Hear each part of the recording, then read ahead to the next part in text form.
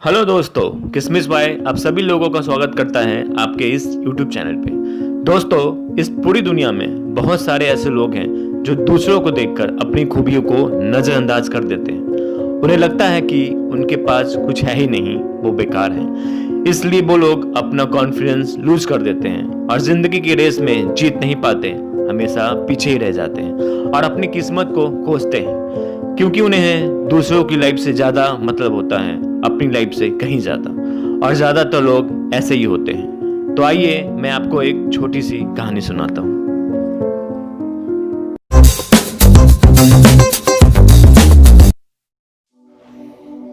एक जंगल के रास्ते एक साधु अपने घर को जा रहे थे।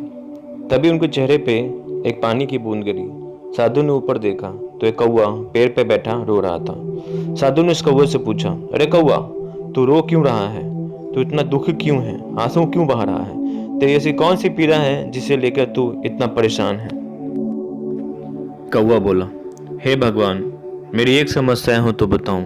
मेरे पास तो समस्या ही समस्या है। कौवा अपनी सारी समस्याएं साधु को एक कर बताने लगा। कौवा बोला, हे भगवान, जब भी मैं काऊ काऊ करता हूँ तो लोग मेरी आवाज़ सुनकर मुझसे नज़र फेर लेते हैं, मुझे सुनना पसंद नहीं करते हैं। न मेरा रंग अच्छा है, न मेरी सूरत अच्छी है। ये कोई रंग है, इतना काला, इतना भद्दा? तो साधु बोले, तो तुम्हें मुझसे क्या चाहिए कौवे? तो कौवा बोला, भगवान, बस मुझे एक बार हंस बना दीजिए।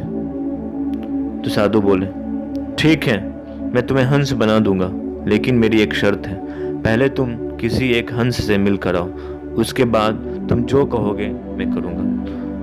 कौवा भागते भागते एक हंस के पास पहुंचा और बोला, क्या हंस भाई, कितनी अच्छी पर्सनैलिटी है तुम्हारी, क्या रंग पाया है तुमने, तुम कितने भाग्यशाली हो भाई, लोग तुम्हारी तारीफ करते नहीं थकते। तो हंस बोला, कौन कहा तुमको कि मेरी पर्सनैलिटी अच्छी है? ये कोई रंग है, इतना सफ़ेद, कफन के जैसा मौत का रंग दे दिया है मुझको।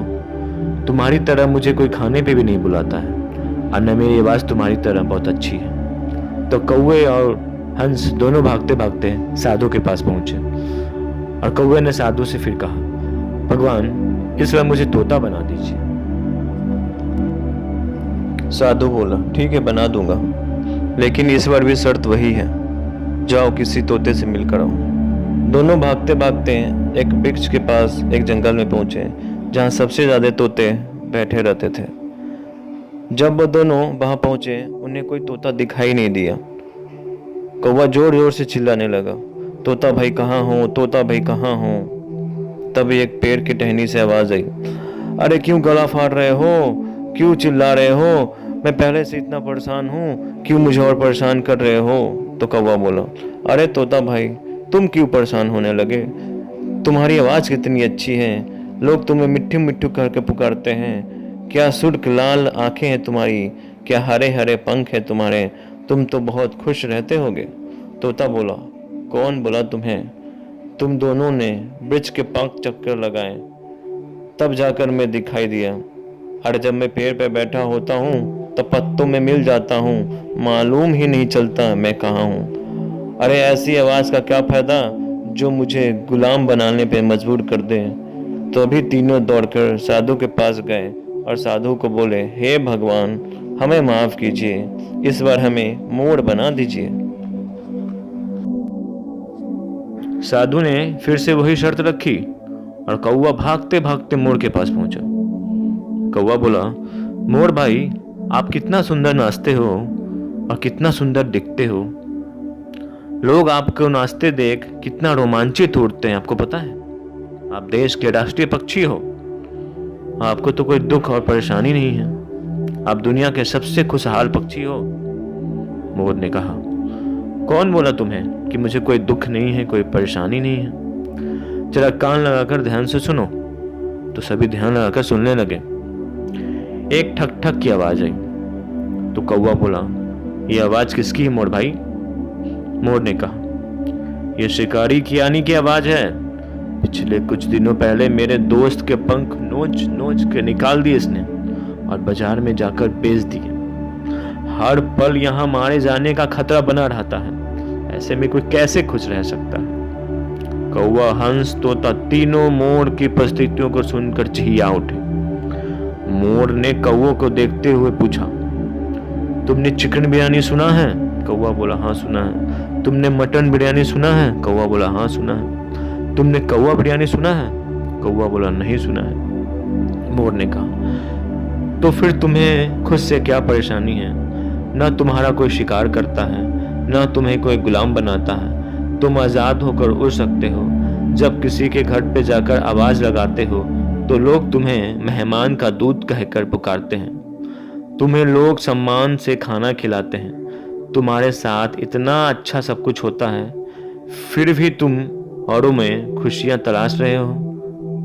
कौवा अब यहाँ पे सब कुछ समझ चुका था कि जो उसके पास है वह किसी और के पास नहीं है।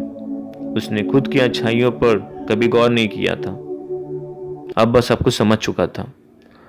कौवा अब साधु के पास जाने का ख्याल मन से निकाल चुका था और वह खुशी खुशी आसमान में उड़ गया।